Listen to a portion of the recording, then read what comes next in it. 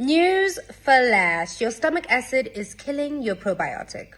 Let me explain. Ja, hier is hoekom ek Probiotic voorstel as iemand op soek is na 'n probiotika. Kom ons doen sommer gou saam 'n eksperiment. Hierdie eksperiment wys hoekom dit so belangrik is dat jou probiotika sterk genoeg is om uitdagings soos maagsuur te oorkom. Jou maagse suur is daar om skadelike bakterieë uit te skakel, maar maagsuur kan ook die goeie bakterieë in jou probiotika beskadig en doodmaak, wat maak dat dit nooit jou darmkanaal bereik waar dit eintlik moet werk nie. Wat help dit jy neem 'n probiotika net vir jou maagsuur om jou probiotika te vernietig?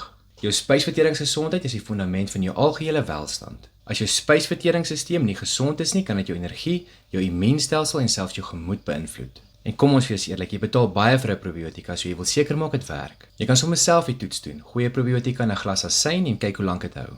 Dit simuleer jou maag se suur en wys jou of jou probiotika sterk genoeg is. Probitech het 'n uitdaging waaraan jy kan deelneem. As jou probiotika vir langer as 90 minute in die asyn hou, sal Probitech vir jou jaar se voorraad stuur. Maar as dit nie so lank hou nie, kan jy nog steeds 'n maand se voorraad wen.